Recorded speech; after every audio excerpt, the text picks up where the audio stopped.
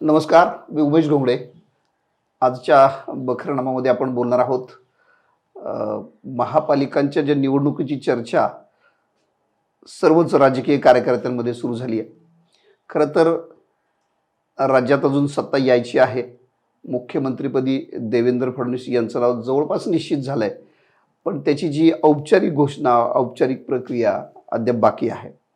कदाचित पुढच्या 2 दिवसात ती पूर्ण होईल आणि 2 डिसेंबरला 31वे मुख्यमंत्री म्हणून देवेंद्र फडणवीस शपथ घेतील हे जवळपास आता स्पष्ट झालं आहे. मात्र त्याची जी औपचारिक प्रक्रिया व्हायला अजून 2-3 दिवस जातील.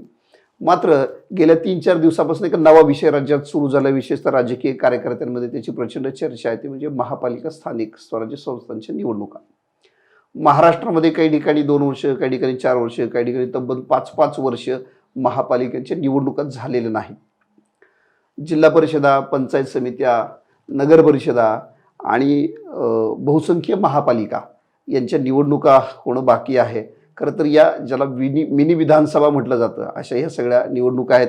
एकूण 27 महापालिका, 243 नगरपालिका, 27 नगरपंचायत, 26 जिल्हा परिषदा आणि 289 इतक्या पंचायत समितींच्या निवडणुका होणार आहेत.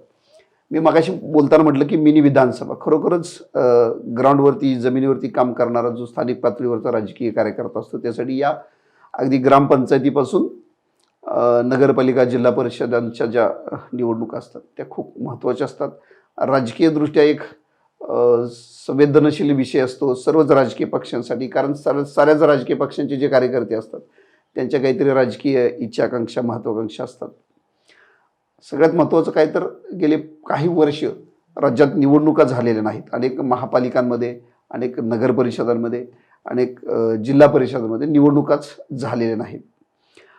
त्यामुळं महापालिका विधानसभेचा निकाल लागता क्षणी आता लगेच निवडणुका होतील अशी चर्चा सुरू झाली.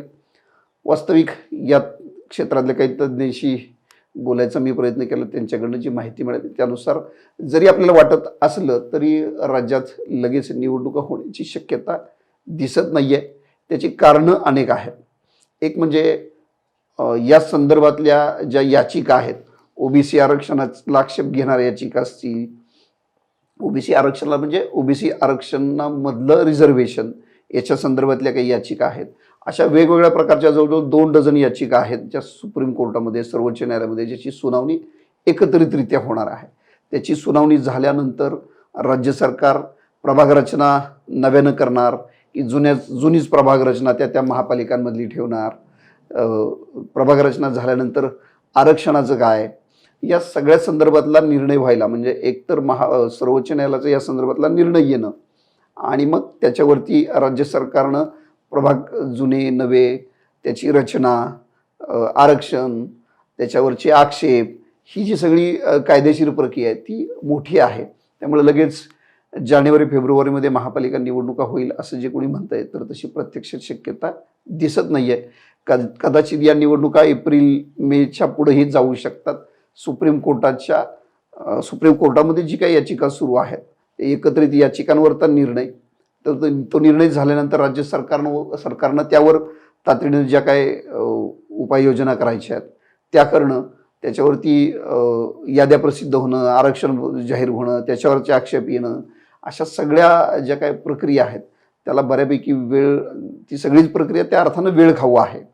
आणि मुळामध्ये प्रभाग रचना नव्यानं करायची की नाही करायची याचा निर्णय राज्य सरकारला घ्यायचा आहे. जे राज्य सरकार अजून अस्तित्वात यायचं आहे, सुप्रीम कोर्ट त्यावर निर्णय द्यायचा आहे. अशा अनेक गोष्टी अवलंबून असल्यामुळं मला नाही असं वाटत की एप्रिल-मेच्या आधी काही निवडणुका होतील. राजकीय तज्ज्ञ, या क्षेत्रातले अभ्यासक यांचं मत सुद्धा असंच आहे की एप्रिलच्या आधी निवडणुका होणं केवळ अवघड आहे. मी आत्ता म्हटलं तसं जिल्हा परिषदा, पंचायत समित्या, नगर परिषदा, नगरपालिका, महापालिका एकूण या सगळ्यांची संख्या आहे ना ती 622 संस्था आहेत. या सगळ्या महापालिका आणि पंचायत समित्या हे सगळे एकत्रित केलं तर 622 संस्थांच्या हा निवडणुका आहेत. एका अर्थानं मिनी विधानसभा ज्याला मी सुरुवातीला म्हटलं तसं आहे. मात्र याच्यामध्ये अनेक अडचणी आहेत ज्या आत्ता सुरुवातीला सांगितल्या. त्याच्यामध्ये मतदार यादी तयार करणं, त्या मतदार यादीवरचे आक्षेप येणं, आरक्षण, मुळात प्रभाग रचना होणं, त्याच्यावरचं प्रभाग रचना झाल्यानंतर त्याच्यावरचे आक्षेप, त्याच्यानंतर प्रवर्गणी आहे आरक्षण, या सगळ्या गोष्टींना किमान 6 महिन्याचा कालावधी लागू शकतो. अर्थात हे सुप्रीम कोर्टानं निकाल दिल्यानंतर ही सगळी प्रक्रिया होणार आहे. राज्य सरकारनं त्यावर तातडीने निर्णय दिला तर हे 5 ते 6 महिन्यात होऊ शकतं, अदरवाईज याला आणखी वेळ लागू शकतो. म्हणूनच मी म्हटलं तसं की एप्रिल मे महिन्याच्या आधी या निवडणुका होणं केवळ अशक्य आहे. राजकीय कार्यकर्त्यांच्या दृष्टीनं विशेषतः महायुतीतले की आता इतकं अनुकूल वातावरण आहे राज्यात, विधानसभेला प्रचंड बहुमत मिळाले महायुतीला, तर इतकं अनुकूल वातावरण असताना या निवडणुका जितक्या लवकर घेणं शक्य आहे तेवढ्या लवकर झाल्या पाहिजेत.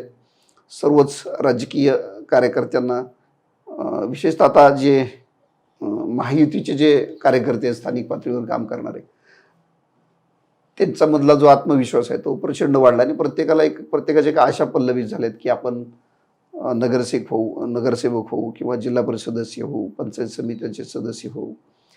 ग्रामीण भागामध्ये यावर्षी पाऊस पण चांगला झालेला आहे आणि एकूणच वातावरण निवडणुकीमुळं अगदी उत्साहाचं वातावरण आहे, विशेषतः सत्ताधाऱ्यांमध्ये म्हणजे आता सत्तेवर येणार आहेत त्यांच्या कार्यकर्त्यांमध्ये.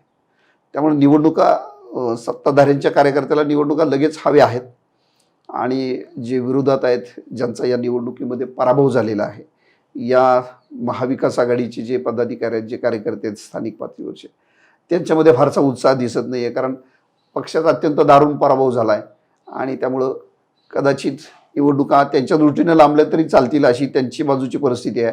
मात्र सत्ताधाऱ्यांना मात्र त्या निवडणुका हव्या आहेत. मला असं वाटतं की पुणे, ठाणे, मुंबई, नवी मुंबई, नाशिक, औरंगाबाद, कोल्हापूर, नागपूर ह्या महापालिका खूप मोठ्या आहेत. सर्वांचं लक्ष खरं तर मुंबई महापालिकेवरती आहे. सर्वांचं म्हणजे राजकीय पक्षांच्या मोठ्या नेत्यांचं.